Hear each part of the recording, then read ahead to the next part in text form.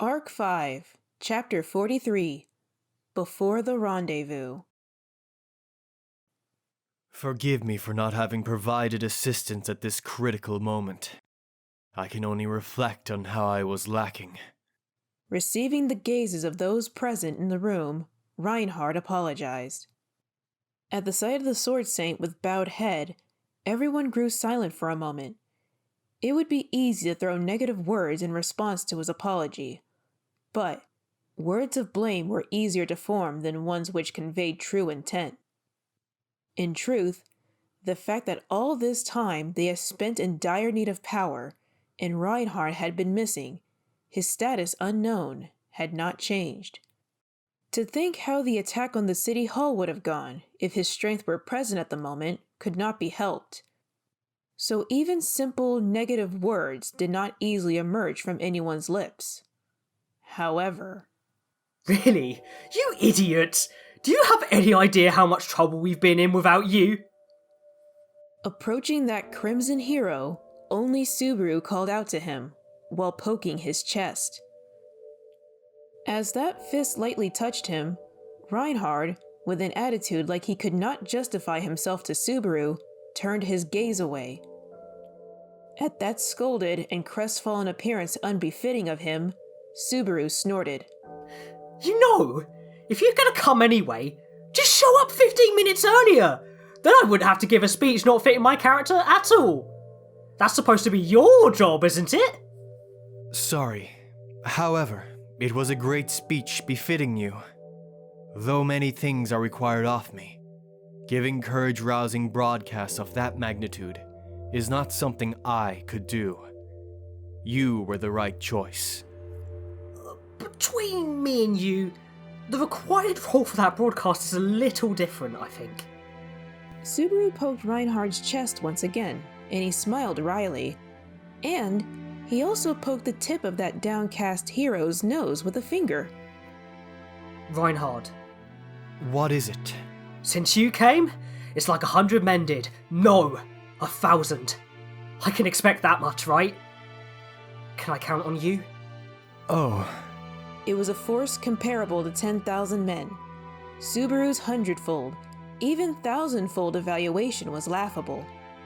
At Subaru's expectation-filled question, Reinhardt's blue eyes blinked. But that hesitation immediately faded, and Reinhardt's lips formed into a smile. I want you to count on me. If you expect that much of me, I will comply. That's somehow making women happy kind of talk. Could you stop that?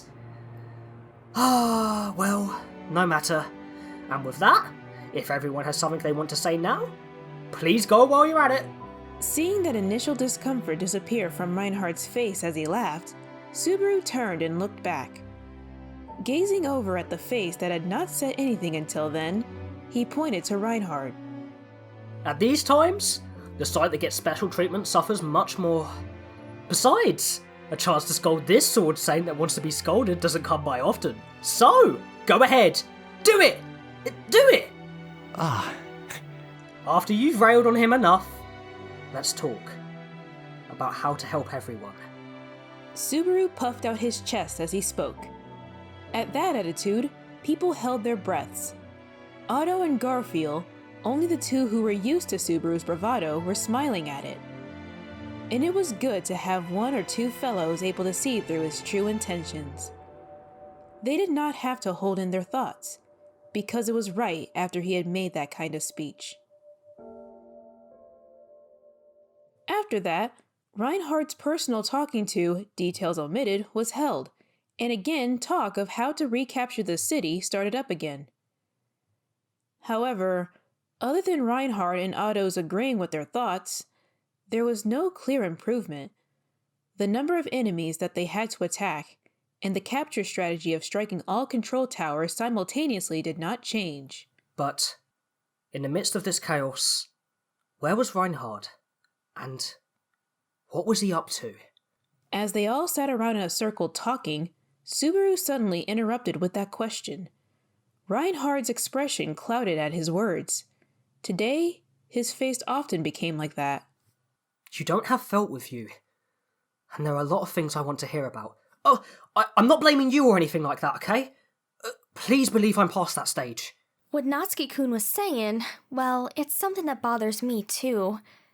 No way the Sword Saint got scared and went into hiding. I wasn't thinking anything like that. But I am one to hear a convincing reason.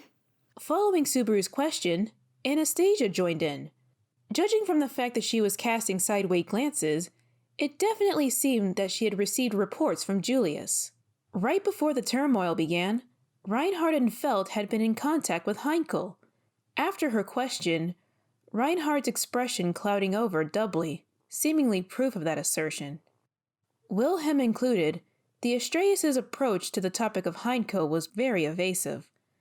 Subaru did not know if he should voice it, but the way they treated him was like someone who's been stuck inside for 10 years, and now is a pro-neat who's treated as a tumour by his aged parents. Mr. Natsuki's jumping to weird imaginings again, so I'm sorry, but what will you do? If it's hard for Reinhardt to talk, then I can speak, but... While Subaru recalled flashes of an evening news special on shut-ins, Otto chimed in. His worried gaze was directed at Reinhardt, and his tone held an apologetic sort of feeling. Wait, you came here together with Reinhardt. So, did you really stay with him during the turmoil? No, there was nothing like that. I joined up with Reinhardt at the last moment. However, I've mostly figured out the situation. Thank you, Otto. But this is a problem of my family. Truly, it is a difficult topic to discuss. But it would be for the best to speak of it myself. Reinhardt bowed his head and refused Otto's considerate offer. He gazed ahead and corrected his posture straight a moment later. Firstly, though I have said it many times, let me apologize once more. I was the one person who should have been the first one to assist. So I must apologize for not being able to join you for several hours. I am deeply sorry. On that point, our view is, as we said earlier, we cannot forgive everything like there was no problem. However, you are needed in the upcoming battle. If you seek to repent, then perform well in the fights to come. I will do that, Julius. At the time of the witch cult's first broadcast, Feltsama and I were called to a corner of the 2nd Street. The one summoning us was Deputy Commander Heinkel. Reinhardt, who had started relating the event, called Heinkel Deputy Commander in a stiff voice. It was widely known that they were father and son, and yet he called his father by title. It was enough to bring about the realization that the relationship between the two was not just a simple father and son relationship. After that fighting and separation from before, Felt answered a summon from him? Deep inside, Feltsama too would have wanted to refuse. However, the talk regarded a matter related to the authority of the rules of the Astrea territories, so the option of rejection did not exist. What request would be made was unknown to us. Feltsama accompanied me, and we headed towards the appointed place. There. How did that discussion end up? My apologies, but as that matter is directly related to the matter of the royal selection, I would appreciate being allowed not to elaborate. It is enough to say, the talk did not go smoothly. Reinhardt's tone of voice was falling, and it was easy to figure out the talk had gone poorly. Even if it had not gone down like that, Felt lacked experience dealing with negative emotions. Taking Heinkel's despicable nature into account, it was not difficult to imagine how the talk would have played out. In the midst of such conversation, Then, the witch cult's first broadcast happened. While we could hardly believe our ears, it was clear that we needed to move immediately. It was my intention to head out right away if there was a truly dire situation.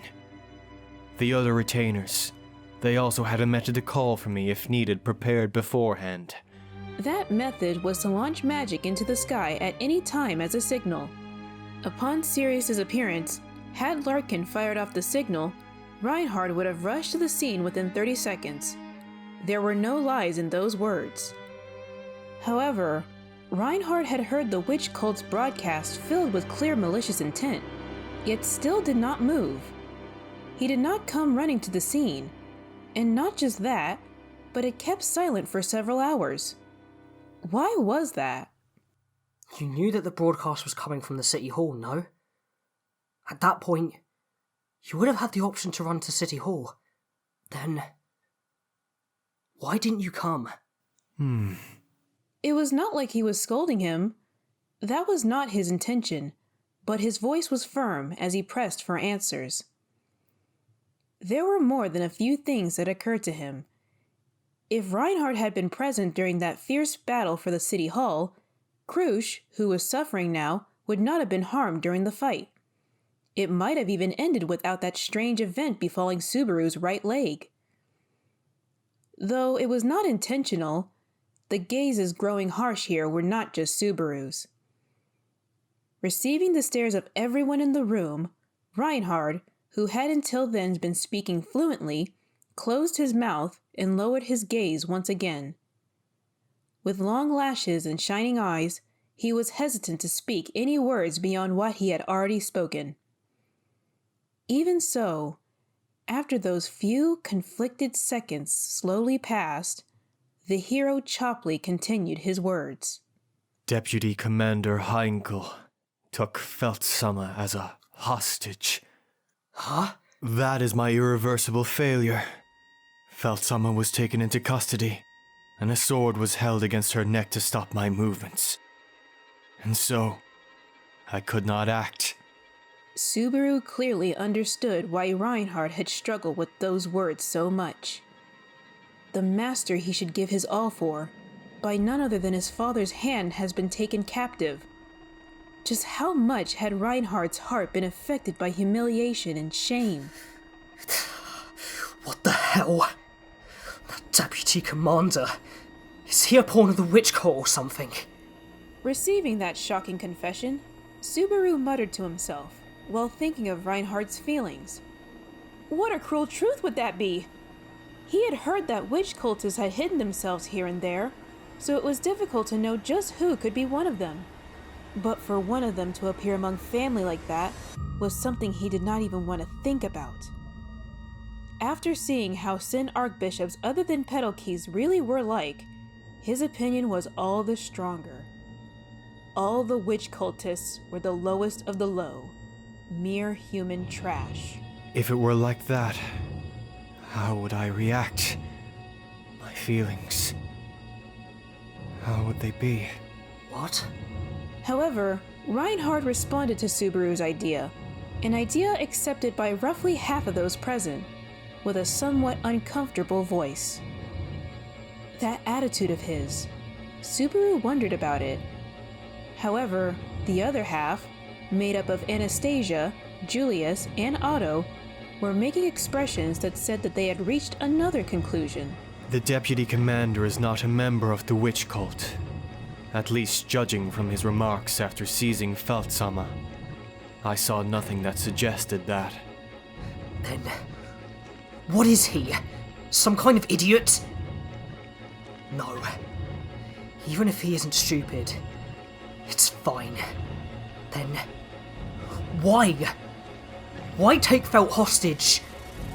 Doing something like that, what point is there? Subaru was about to say, when he realized the depressed look on Reinhardt's face and the pitying one on Otto. Seeing those at the edge of his sight, the conclusion he drew almost made him want to laugh. He could not laugh at that. It was completely helpless. Then, Heinkel's actions... Just because he wanted to keep you there? From the witch cult broadcast, he realized the city was dangerous. So, to get himself some protection quickly, he just wanted to dearly hold on to the strongest guy at hand. The deputy commander said something like, "Your precious master and father are both here. Will you abandon them so you save some bastards whose faces you don't even know?" Your own father spouted that bullshit! His rage boiling over, Subaru struck the floor with his fist. Throughout this day, ever since morning, he had been repeatedly coming face to face with this passionate rage. However, he had never imagined feeling this furious about an opponent completely unrelated to the witch cult. I had no words to reply with. Of course, Phanta was saying it was all a bluff. Since she would be fine, she told me to go rescue the others. But remaining there even then was my decision. The blame indeed lies within me. Why does it have to be like that?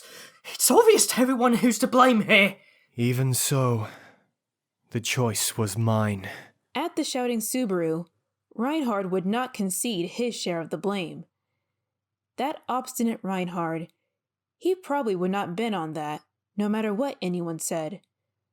Subaru furiously held his tongue and forced his violent feelings to calm down. Nevertheless, I was trapped in that stalemate.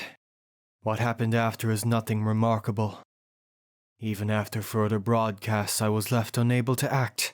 I was severely scolded by Phanta. But she ain't with ya. Is Felchan doing all right? Anastasia asked Reinhardt with a bitter smile. The girl was devoid of an expression, making her hard to read as she fiddled with her scarf. She was showing concern for Felt's state, as the latter had not joined them. Being held hostage like that for hours would be quite tiring mentally. Now that Reinhardt-kun's here like this, I'm thinking the issue's probably been all sorted out, though. Yes, that is the case. Phanta has now joined her retainers at a shelter. The deputy commander has been arrested and Phanta is watching over him. Arrested? He was caught, huh? I am content with that result. But without Otto's cooperation, even that could hardly have been achieved, I think. Ah, so that's where Otto's name comes in, huh? Subaru furrowed his brows at the mention of Otto's name, who had yet to appear in this tale. Having reached his turn, Otto lightly cleared his throat to call for attention. Those were the state of affairs. And so I arrived at that scene by complete accident. Simply because I was aware of the relationship between the three, by happening upon the scene, I could roughly come to understand what was going on. The Astreas' family problems, and the situation with Felt's problems related to territories. Knowing that much already, he had spited Heinkel holding Reinhardt in place with Felt as a hostage. Even someone slow in the head would be able to figure out what kind of situation was happening. I too understood that being unable to borrow Reinhardt's power in the fight against the witch cult was the worst case scenario. I went pale at that thought, so I knew I had to do something. And so, Otto somehow drew attention to himself and Felt was freed.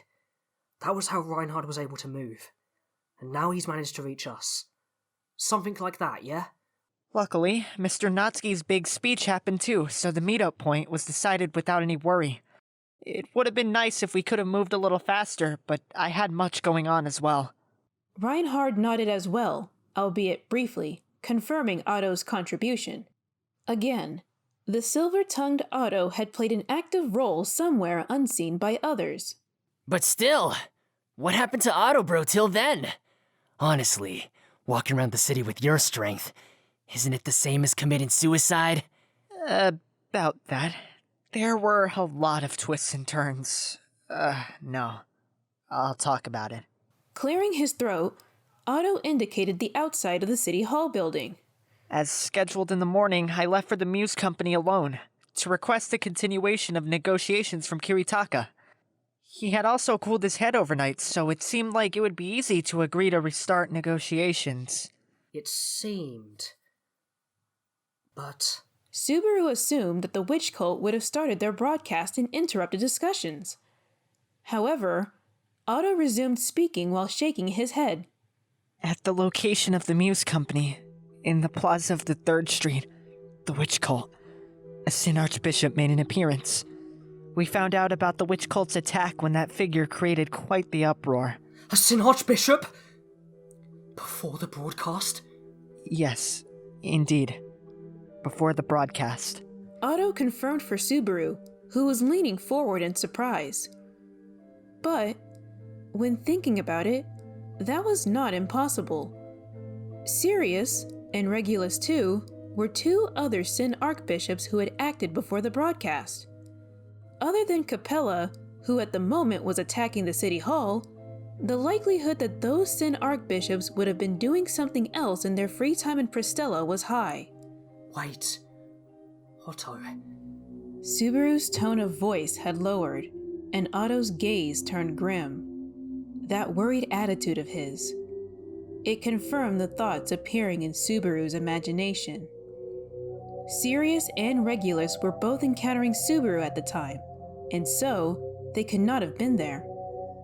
Capella too would have been participating in the attack on the city hall. Then, the Sin archbishop that had appeared before Otto could only be one. The one you met by chance. Could it be the Sin Archbishop of Gluttony? Yes, that was his claim. There was no reason for him to deceive others, so I think it's the truth. The Sin Archbishop who appeared at the plaza, introducing himself as Gluttony, he looked to be a child. Otto's testimony matched up with what Subaru had seen of Roy Alfard.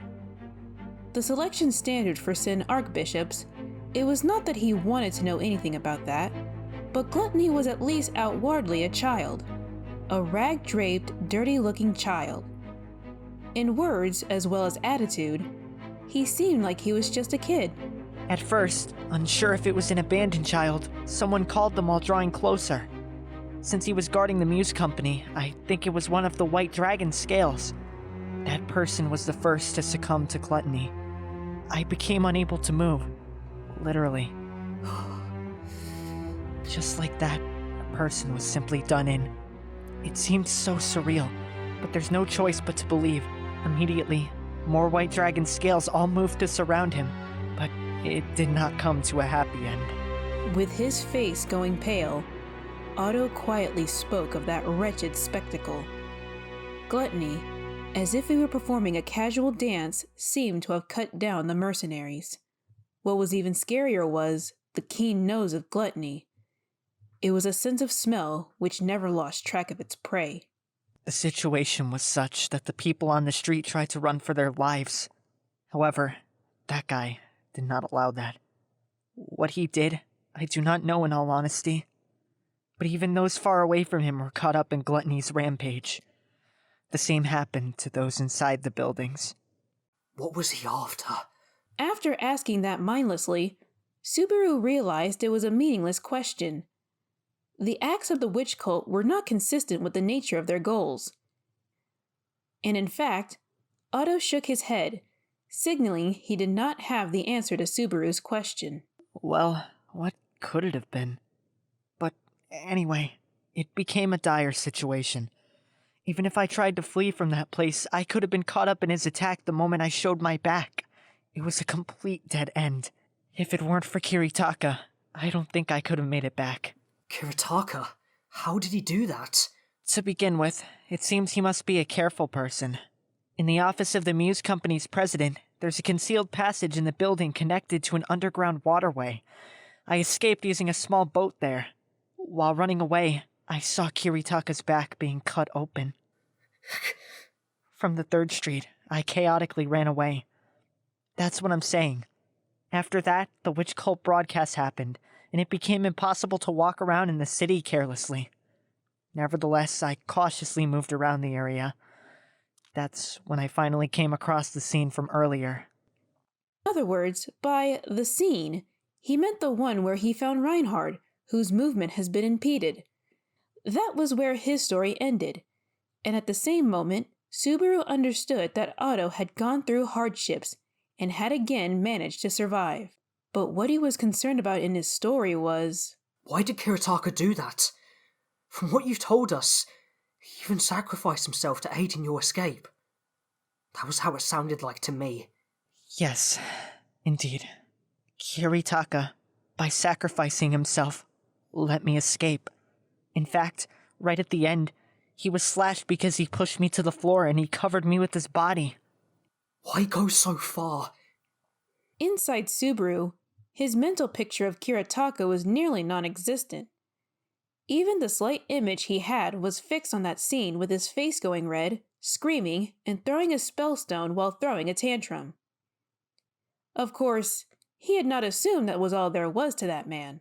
But to sacrifice his body trying to save a stranger, he had not looked like a man with that level of fortitude. Since I was a customer invited to his shop, he might have held something like a trader's pride. But definitely, it would seem he had a better reason for himself as well. One a little easier to understand. Easier to understand, you say? Have you not realized? It's you, Mr. Natsuki. To the confused Subaru, Otto firmly asserted his reply. With the abrupt appearance of his name, Subaru was shaken. At Subaru's reaction, Otto closed his eyes for nary a moment. Witnessing the existence known as a Sin Archbishop cutting down his own subordinates, Kiritaka must have felt like there was something he had to do about it. He must have held on to some sense of duty, I think. Then, the one that became his hope was you. After the happenings of the previous day, Kiritaka already knew about you remaining here, and definitely about your achievement of vanquishing Sloth as well. If so, then naturally, that would lead to hope. Putting my escape as his top priority must have been because he expected me to join up with you. Otto's explanation fit perfectly, and it slammed into Subaru's chest with a thud. But that was nevertheless an unreasonable story. Deep down inside, he knew. To go on, to carry that. It was true. He had decided that already. But then again, was everyone expecting that from Subaru? That small, hopeless, and useless person. Were they really trusting the fate of the city to a bastard like that? Mr. Natsuki, please do not misunderstand. Unknowingly forming a cynical smile, Subaru was pulled back by a voice. Otto looked straight into Subaru's eyes. He spoke to that stiffening Subaru's expression while shrugging. Kiritaka had thought of various things regarding his role and responsibility to the city. I understand that you're hesitating about bearing the fate of the city. But definitely, what Kiritaka entrusted to you is a slightly simpler matter. What? It is obvious. Somewhere in this city is the woman that Kiritaka loves. Before wishing for the safety of the city, what he expected most from you was for his loved one to be safe. That was what he told me when he pushed me onto the floor. In short, Otto wanted to tell Subaru that he struggled too much. Those words, spoken to Subaru, who felt as if he were burdened with the fate of the city, trembling under that immense weight, unexpectedly pierced deep into Subaru's conceited heart. His face growing hot, Subaru felt ashamed of himself. What about this city's fate? What about all those hopes and expectations? How ridiculously stupid. All Subaru had been considering was the city, which would have found itself in disaster if it were not lifted up and saved. But what Subaru had to protect was not something described with that grandiose superficial word, but the individuals that make up the city. One life, and many other one lives. And each of those lives in turn had another, precious to them. And it was just a matter of saving those connections. To think of it not as bearing a single large entity, but instead as lifting many small parts as a whole on your back, does that ease your feelings a bit? Wow. It's a different way to think. But it actually feels right. Otto's assistant power was just so high that Subaru really could not think about how it would be like without him. Subaru's face, which had been gazing downwards, looked up, and at that result, Otto seemed satisfied. What's that? Ain't it a nice relationship? Looking at it even makes me a little jealous. Sensing a pause in their chat, Anastasia threw out a tease. Subaru and Otto, who had been sitting down while talking nearly face to face, reflected on her quip. And then, gazing again at all of them, Anastasia tilted her head. Even saying so, based on what you said, the Muse Company's finished. The truth is that we can't know for sure.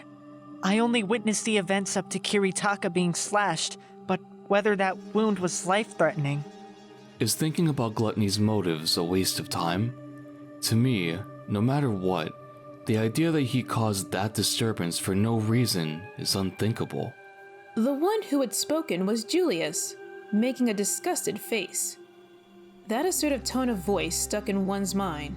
Don't just get weird like that. Is there any other reason you think that? No, I cannot claim that there is some clear basis for it. It is merely my impression from crossing swords with him at the city hall. I do not believe we should write him off merely as a simple hedonist. Subaru was also in agreement. He was not simply a hedonist. He was a malicious hedonist. But that impression was an answer different from what Julius seemed to expect.